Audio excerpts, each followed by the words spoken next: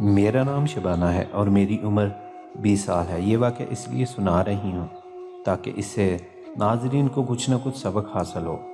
5 سال پہلے جب میں 15 برس کی نوجوان لڑکی تھی اور جوانی کے دہلیز پر ابھی قدم جما ہی رہی تھی، تو انہی دنوں میٹرک کا امتحان پاس کر کے میں فارغ ہو گئی۔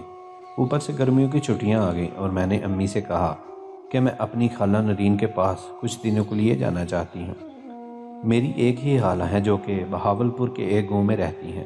ان کی شادی چند سال پہلے اس وقت ہوئی تھی جب میں چھٹی جماعت کی طالبہ تھی۔ اب تو خالہ کا 2 سال کا ایک بیٹا بھی تھا۔ خیر امی نے مجھے جانے کی اجازت دے دی۔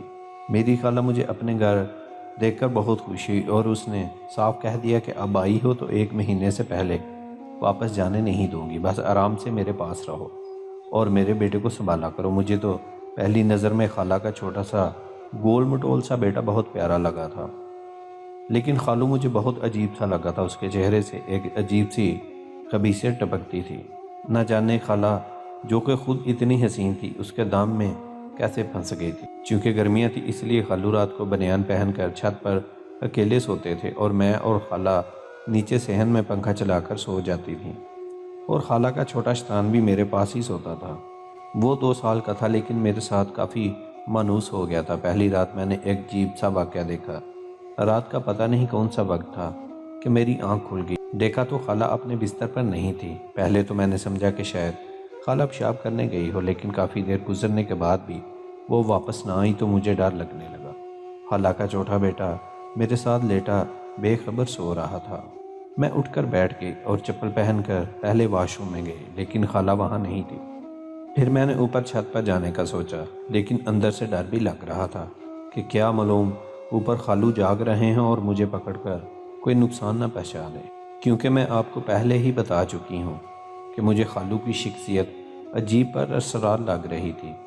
وہ سارا دن مجھے عجیب سی نظروں سے دیکھتا رہتا تھا، لیکن جب میں ان کو دیکھتی تو وہ مسکرانے لگتا تھا۔ خالہ ان کے سامنے کم ہی بات کرتی تھی اور مجھے یوں محسوس ہوتا تھا جیسے خالہ ان سے ڈرتی ہو۔ لیکن ایک بات یہ بھی تھی کہ خالو نے گھر میں خالہ کو وہ ساری آسائشیں مہیا کر رکھی تھی جس کی کسی بھی عورت کو خواہش ہو۔ خیر اب میں نے دبے قدموں چھت پر جانے کا سوچا تاکہ چپکے سے دیکھ سکوں کہ خالہ وہاں ہے یا نہیں۔ چنانچہ میں دبے قدموں چھت پر چڑھنا شروع ہو گئی۔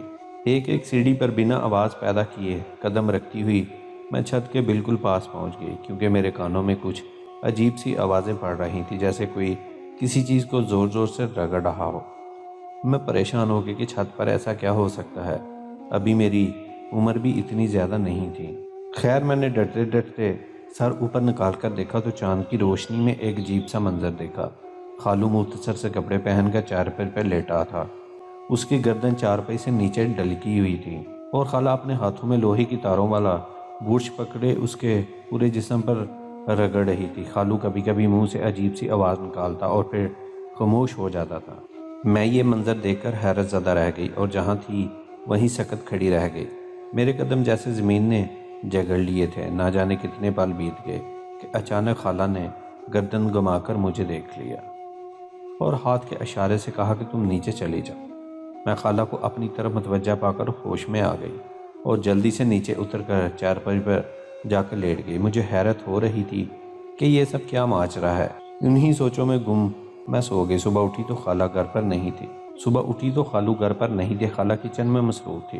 میں منہ ہاتھ دھو کر ان کے پاس چلی گئی۔ وہ میرے لیے ناشتہ تیار کرنے لگی تو اچانک میرے ذہن میں رات والا منظر آ گیا۔ اس سے پہلے کہ میں کچھ بولتی خالہ نے خود ہی بتانا شروع کر دیا کہ رات کو تم نے جو دیکھا وہ کسی کو مت بتانا، لیکن میں تم کو اصل بات بتا ہی دیتی ہوں۔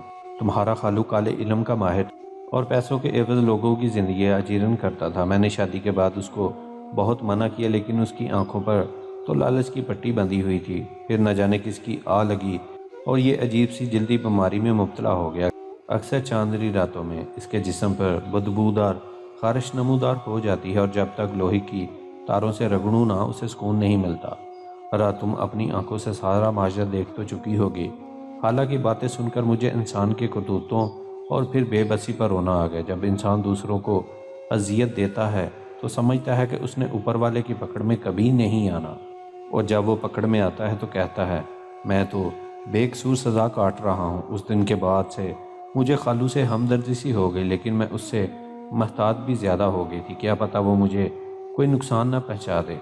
امید ہے آپ کو اردو ہندی سٹوریز چینل کی کہانی پسند آئی ہوگی۔ ہمارے چینل کو سبسکرائب کر لیں، بیل آئیکن کو دبا دیں۔ اپنا خیال رکھیے گا، ملتے ہیں ایک نیو سٹوری کے ساتھ۔ اللہ حافظ۔